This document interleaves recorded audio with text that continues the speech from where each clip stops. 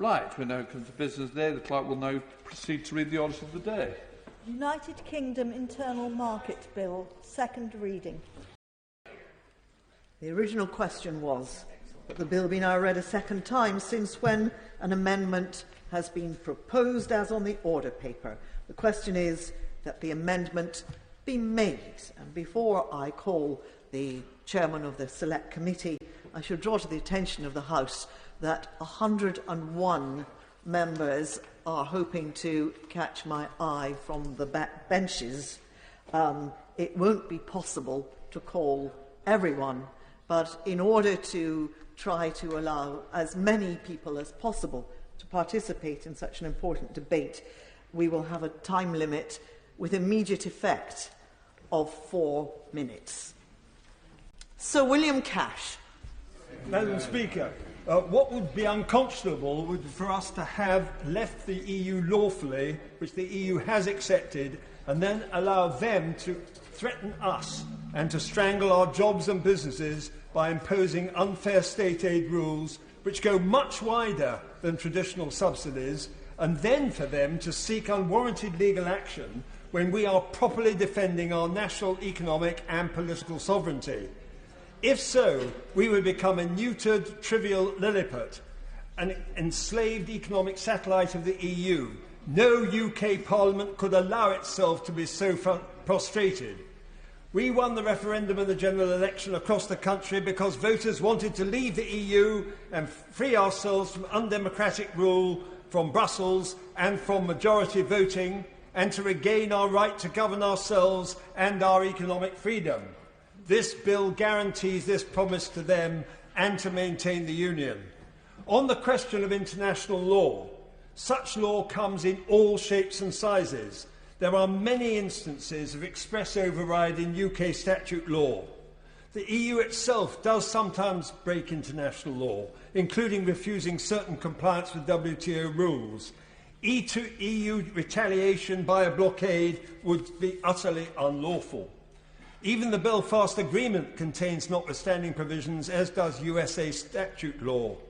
The express powers in the bill, which constitute the taking of powers rather than actual implementation, are justified precautions against the risk of an expansionist interpretation of Article 10 of the Protocol, which would lead to great uncertainty, litigation risk and a serious threat to the territorial integrity of the United Kingdom into the indefinite future. There has never been a level playing field in the EU. Their cardinal objective in these negotiations from the outset has included preventing us from being able to compete fairly. This is not good faith. Under the Protocol, they would even control our legal tax freedom to create free ports and enterprise zones. All of this would massively undermine our businesses and jobs and therefore our voters. Consider the wide legal sphere of EU state aid regulation. It is concerned not only with subsidies but also tax reliefs, taxation favouring particular sectors or undertakings, remission of national insurance contributions, bank bailouts such as those of RBS and Lloyds, where contrived draconian EU legal conditions were imposed, and a raft of other measures too numerous to list, but they include gas tariffs for horticulture, airport landing fees, private health insurance, carbon trading emission certificates for free, failing to follow public procurement procedures and so on. By contrast, more recently the German government has procured approval for vast amounts of aid, notably for Lufthansa, and this is a pattern that has continued for decades across many commercial sectors. And I would recommend people to read Ambrose Evans-Pritchard's article today in the Daily Telegraph. Mr Skekovic has outrageously dared to threaten the UK Parliament itself if we do not remove the clauses, and he misrepresents our position on the Good Friday Agreement. This contradicts our sovereignty and autonomy, which the EU accepted. They seek to subject us to a foreign regulator taking essentially political decisions and armed with undemocratic prohibition powers and authorisations. It would be unconscionable and utterly naive for us to allow this to happen. contrary to our national interests, and at this time of economic instability generated by coronavirus.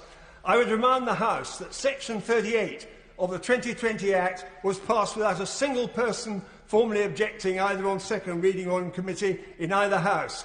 This bill is needed as an insurance policy and a guarantee of our national sovereignty within the meaning of the Vienna Convention and also of our national security. Yeah. Sir Robert Neal. Thank you, Madam Deputy Speaker. I'll endeavour to prove that the best advocacy can be the most concise.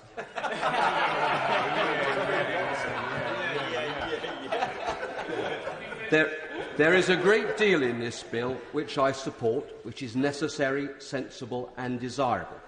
However, there is one important part of the bill which creates for me and many others very real difficulty, and I want to go straight to the rub of that point. That is Part 5 of the bill, which, as it stands, gives me real concerns as to its leading the United Kingdom into breach of international obligations and the law that stems from it. That is, as many others have observed, not something that any country, in my judgment, should do, save under the most extreme and pressing circumstances. The difficulty arrives in relation in particular to clauses 42, 43 and 45. They're difficult and different from the rest of the bill because they give very wide-ranging powers indeed to ministers to disapply elements of the Withdrawal Agreement and the Protocol, which have the force of international law, by regulation, and of a very sweeping kind, involving any kind of legislation, any kind of part of the agreement, not just those related to the Protocol, and appearing to oust the jurisdiction of the courts in any respect. I question whether that can be justified as being so wide. In any event, my other concern is this, that the way the clauses are phrased at the moment runs the risk of us bringing us into breach of our legal obligations before it is necessary. I heard what the Prime Minister said about an insurance policy. I heard what the Lord Chancellor said about a break glass in case of emergency. Well, that's fine, but it seems to me it's very clear from the Protocol that there are steps that must be gone through first and exhausted before that can properly be done. The most important part to bear in mind is this.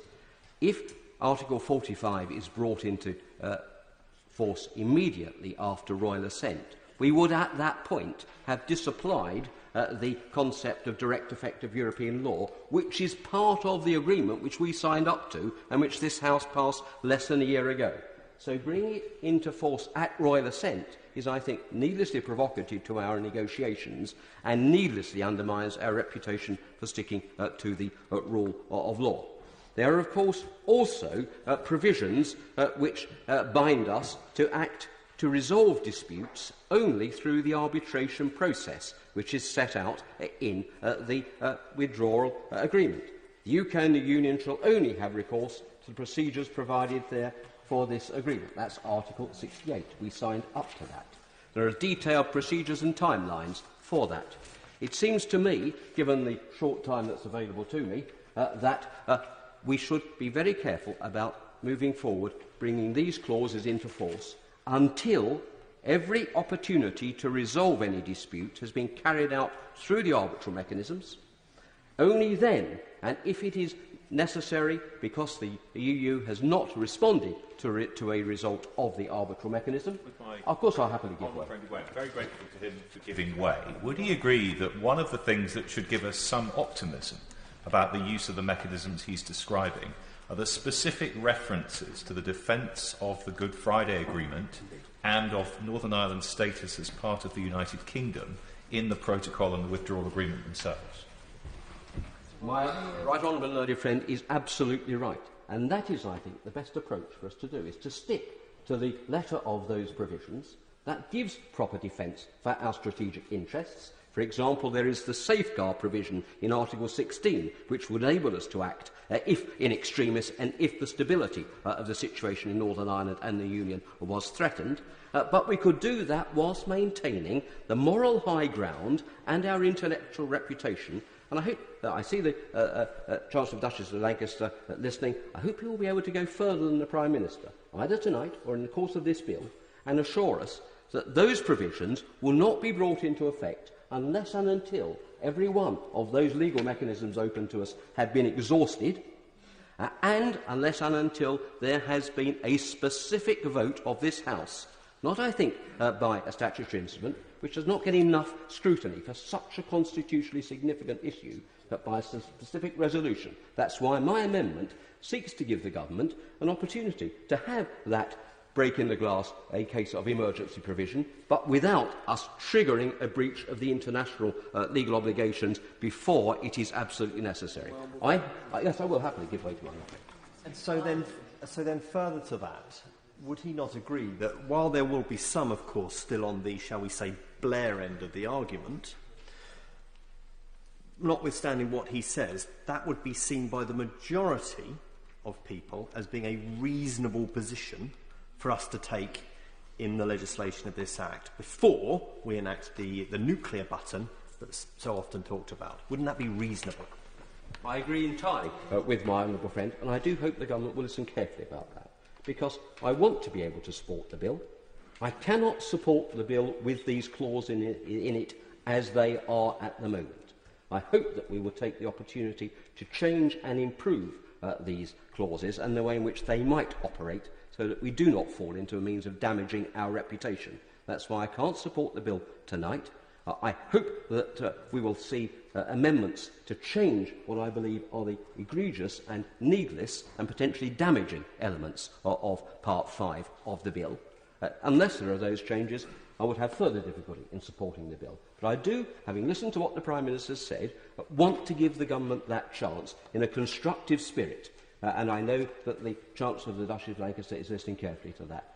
But I do hope the government recognises that to act in a way which unilaterally breaches our international obligations is wholly against the spirit of what this country stands for. It is against the spirit, I think, of the party that he and I have always adhered to as a party of the rule of law, and we need to find a constructive means of making sure that we meet our obligations to the Union, but not undermining our obligations to the rule of law either. I do not believe that is impossible with goodwill.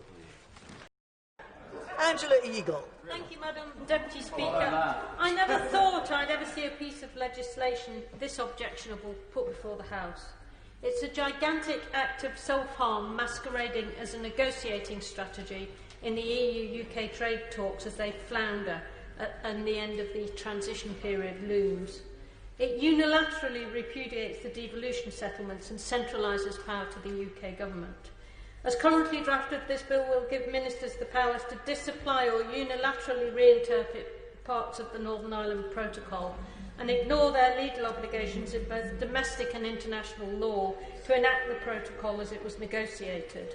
It asserts that these powers will be legally effective even though they break international law, thereby unilaterally repudiating the foundations of the Withdrawal Agreement, which was only enacted by the House earlier this year.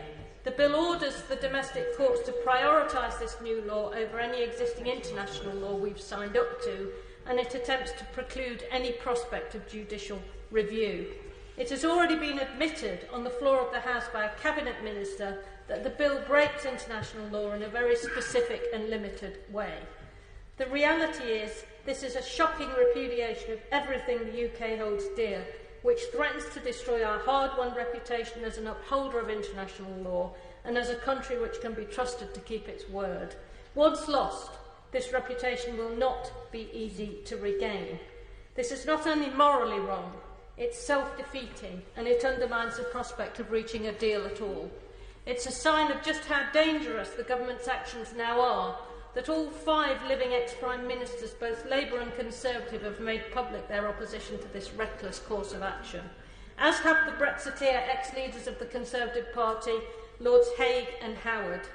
This morning, the Prime Minister's First Lord Chancellor called the bill unconscionable and revealed that he will not vote for it.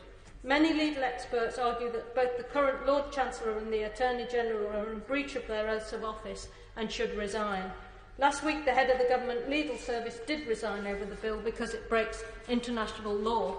Given that we have an unwritten constitution which relies on ministerial restraint and responsibility, this bill is even more dangerous than it first appears.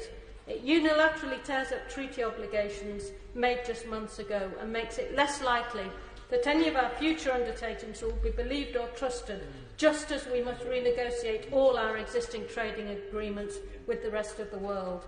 What, Madam Deputy Speaker, are we to make of a Prime Minister who presides over this moral vacuum and this reckless gamble with our international reputation?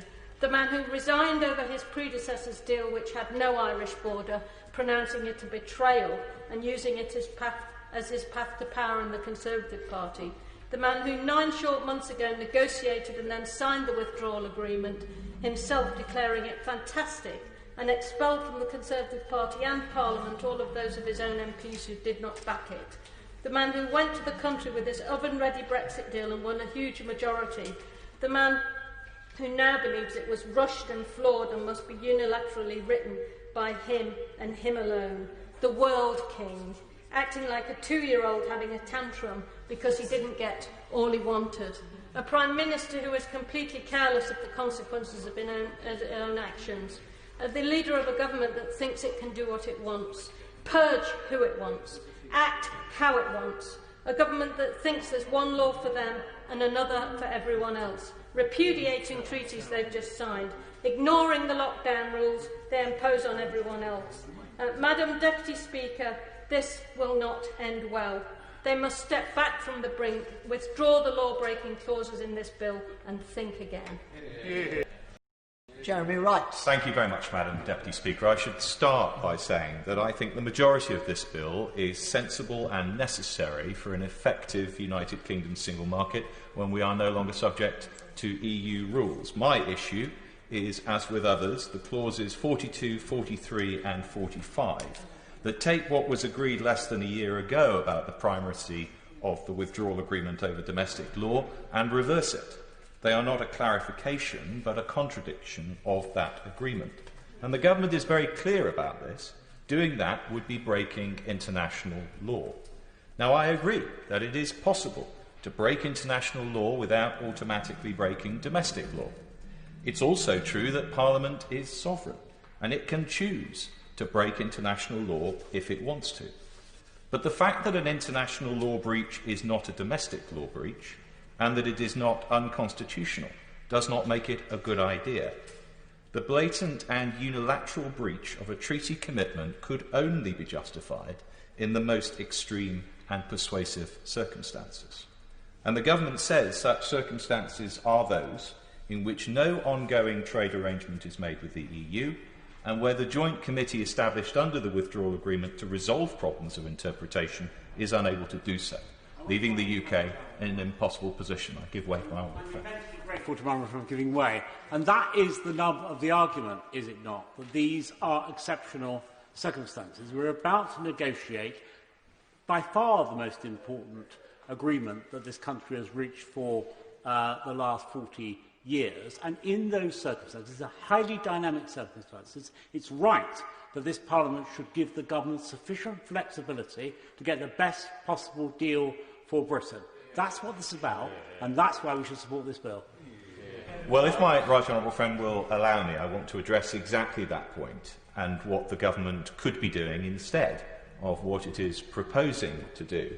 But let me say first that the possibility of reaching no trade agreement and of deadlock in the joint committee were both foreseeable. And yet, when the withdrawal agreement was signed, and again when it was legislated for, the government did not say that the risk of the outcomes they rely upon now undermined the deal on offer. They said then, and they say now, that this was a good deal. So what has changed? And that leads to the argument that my right honourable friend makes reference to, that unexpectedly the European Union is now adopting an interpretation of the Northern Ireland Protocol so outrageous and so far from a rational reading of that protocol that we couldn't have seen it coming and we could not possibly accept it, leaving no option but to abrogate ourselves the relevant parts of the protocol. But the withdrawal agreement sets out a mechanism for resolving disputes about interpretation, involving binding independent arbitration and penalties including the suspension of obligations under the agreement. Now, if the EU's new approach is so far from what the agreement intended, Why would the government not succeed in using that mechanism? With my right honourable friend Landry? Of course. I'm most grateful. And the answer is that any question of European Union law under Article 174 of the Withdrawal Agreement has to be referred to the European Court. And the European Court of Justice is acting not on behalf of the 28 as before, but on behalf of the 27, and we know it's a political court. Well, my right honourable friend might be right to be sceptical about the Court of Justice of the European Union, but the issue that's likely to arise here is not going to be a question of European Union law. It's a question of whether or not there is compliance with the withdrawal agreement signed by both sides. That does not necessarily, or even in my view likely, to raise a question of European law. It raises a question of treaty law, whether or not this is being abided by in good faith. So, Madam Deputy Speaker, I accept that the government has a problem, but I cannot accept the proposed solution is either necessary or right. International law matters. The rules that bind nations underpin what the United Kingdom says on the world stage on a whole variety of subjects, from the Skripal poisonings to the treatment of the Uyghur people to the detention of Nazanin Zaghari Ratcliffe. We speak often, and rightly so, of the rules-based international order as the foundation of freedom and justice in the world and of our own security. The rules referred to, of course, are rules of international law. If we break them ourselves, we weaken our authority to make the arguments the world's most vulnerable need us to make. And it's not in our long-term diplomatic or commercial interests to erode the reputation we have earned for the strength of our word and our respect for the rule of law, a reputation, ironically, Madam Deputy Speaker, we will rely on more than ever when the Brexit process is complete. Now, I do not believe that my right honourable friend, the Prime Minister, or his ministers wish to undermine that reputation. But I do believe that if Parliament were to give ministers the powers they are asking for, and if they were to be exercised, we would all come to regret it. And that is why I cannot vote for these clauses as they stand, nor for a bill that contains them. Alan Smith. Thank you, Mr. Deputy Speaker. I'm appalled by this bill. I'm appalled by this legislation. And I've been trying to think why. And what I think we have, the conclusion I've reached is that we've got two genuinely opposing worldviews conflicting tonight, where we in these benches have a fundamentally different view from our perspective on behalf of Scotland's best interests than the members opposite. Not illegitimate, but different. We're two nations going in two different places, two different directions, with different ambitions.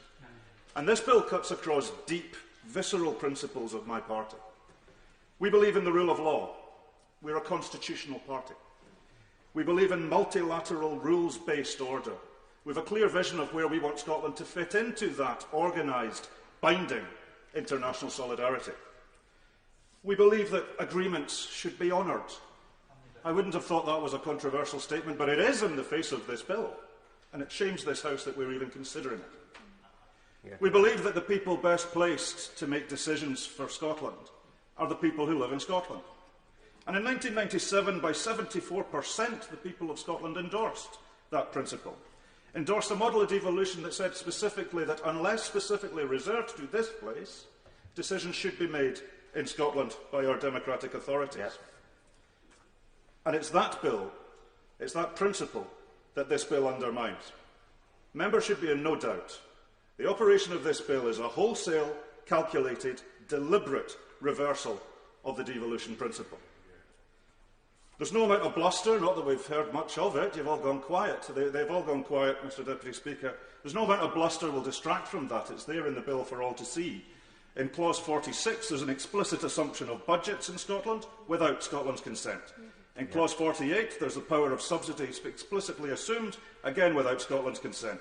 In part 1 on the mutual recognition rules, it's clear that the operation of the UK internal market will undermine out of existence the competence and capacity of the Scottish authorities to make different decisions.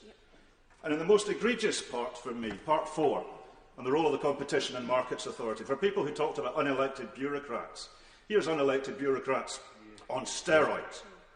People who will sit above each and every public organisation and authority in Scotland and gainsay every budget and every decision going forward. A politically appointed death panel that will sit above every democratic decision of every organisation in Scotland. We reject it. It's not in Scotland's name. This is a bad bill. It undermines devolution. It actually strengthens the case for independence if the members opposite really want to have some pause. This House should reject this appalling piece of legislation. Brian. Mr. Deputy Speaker, this law is a scoundrel's charter. I was taught as a child that it was of the quintessence of Britishness.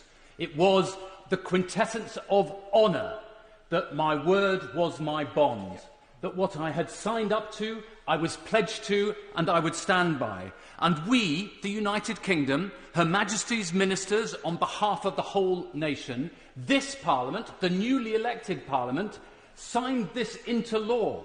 We signed on the dotted line. The Prime Minister called it a fantastic moment. He said it was a great, great deal. The Tory manifesto was absolutely clear that this was a wonderful, ready-made deal for the United Kingdom. And now the government intends to trail our honour through the mud. And I will do everything I possibly can to prevent that. We will become, if this goes through in the way that it is drafted at the moment, the scoundrels of international law. The government has even put its bad faith on the face of the bill, with that single word notwithstanding. It's made government ministers do contortions.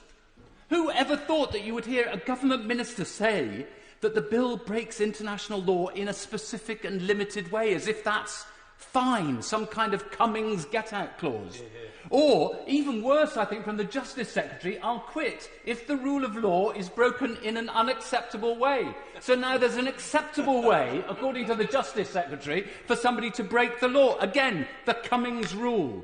And Article 45 in this bill, Clause 45 in the bill, actually uses the word notwithstanding. I thought I'd hear Vladimir Putin say, notwithstanding the Budapest Accord, which guarantees the territorial integrity of Ukraine. Or I thought I might hear President Xi say, notwithstanding the Sino-British joint declaration. I never thought that I would see in a bill, a British bill signed off by British government ministers who are meant to respect the rule of law, a line that says, notwithstanding any relevant international or domestic law with which they may be incompatible or inconsistent. The member for Harwich said earlier, well, it's just a mistake. We should say it's a mistake. Well, why did everybody vote for it? Exactly. What honour can you possibly have if you just think that this is a mistake?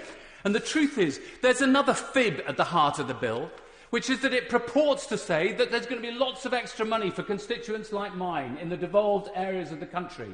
I don't think we'll get a single extra penny because we've been waiting for the Shared Prosperity Fund for weeks and months and years, and not a single word has yet been published about it.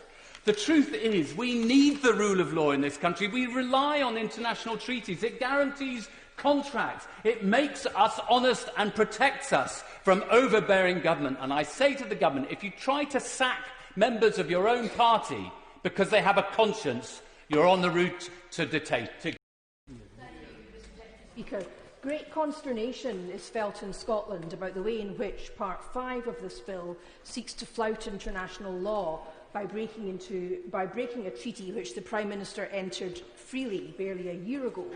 There's a long tradition in Scotland going back to the Declaration of Arbroath that neither the monarch nor the government are above the law, and the Prime Minister should really remember that, because it was Scotland's Supreme Court which led the way last year in ruling his prorogation of Parliament unlawful. But it seems the Prime Minister has learnt nothing from that debacle, nor has he learnt anything from the revulsion that was felt when he allowed his adviser Cummings to flout the lockdown restrictions that the rest of us had to obey. And over the last few days, we've watched a succession of Tory government lawyers make mealy-mouthed excuses for what this bill seeks to do. The Lord Chancellor says he will only resign if the government breaks the rule of law in a way in which is unacceptable. What, pray tell, Lord Chancellor, is an acceptable way to break the law? I'm sure the thousands of ordinary men and women who've been fined for breaking lockdown restrictions will be very interested to know the answer to that question. The Attorney-General tells us that the English doctrine of parliamentary sovereignty means that she's happy to support this bill, and she cites the case of Miller 1. Seemingly, she's in ignorance that at paragraph 55 of that case, the UK Supreme Court also affirmed that treaties between sovereign states are governed by international law and not by domestic law. If she was capable of applying the most rudimentary legal analysis, she would realise that this means that so far as international law is concerned, the English doctrine of parliamentary sovereignty cannot supersede the UK's freely given agreement and obligations in the Withdrawal Agreement. And I'm ashamed to say, Mr Deputy Speaker, as a member of the Scottish Bar, that my fellow Scottish advocate, the Tories' man in Scotland, the Advocate General, also seems to think it's okay to defend this bill. And I can only assume that he's happy to ignore the fact that in seeking to oust the jurisdiction of the Court of Session in respect of judicial review, Clause 45 of this bill breaches another treaty, the Treaty of Union, of which we've heard much this evening, Article 19 of which protects the supervisory jurisdiction of the Court of Session. So, Mr Speaker, the Prime Minister and others have described this bill as a necessary safety net to protect the Union. But if he's looking at the opinion polls in Scotland, including the one that his own government commissioned, or reading the newspapers over the weekend, he will realise that in actual fact, far from protecting the Union, this bill will put a final nail in the Union's coffin. Stuart C. MacDonald. Thank you, Madam Deputy Speaker. Madam Deputy Speaker, this bill is an outrage, thumbing a nose at international law, at our Irish friends and at our EU allies, even while still in negotiations with them. It would be farcically funny, if not so deadly serious. And it's not only our international partners that the Prime Minister has been double-dealing with, it is ordinary people. The oven-ready deal he sold is now shown to be nothing more than a pig in a poke. So the fact that this bill has been introduced, never mind the fact that it will almost certainly be passed by this chamber, is extraordinary. It's hugely damaging to the reputation of the UK, and it speaks starkly to the drastic weaknesses and feeble checks and balances at the heart of the UK Constitution. And of course, the bill lays bare this government's attitudes to devolution and democratic accountability. In short, it does not care for it one jot. The government pretends that it's merely adopting an EU-style approach to creating a single market, but it is doing nothing of the sort. Where we should have had consent and cooperation, we have imposition. Instead of subsidiarity, we have centralisation. Instead of minimum standards, we have the starting gun for a race to the bottom. Instead of protecting devolved powers are being reserved or utterly undermined. Madam Deputy Speaker, this bill speaks more broadly to the direction of travel we face in the United Kingdom. Instead of a partnership of equals, it's Westminster knows best. Yet again, we are seeing one Parliament, this Parliament, unilaterally altering the competences of another and giving ministers the power to do so again and again at the stroke of a pen. That doesn't happen in other Western democracies. There would be double majorities, supermajorities and referenda before one Parliament or government could take powers from another. So perhaps, Madam Deputy Speaker, the one positive from this bill is that it makes plain like never before that the Constitution of the British state isn't fit for purpose, and it flags up the real dangers that lie ahead if Scotland remains part of it.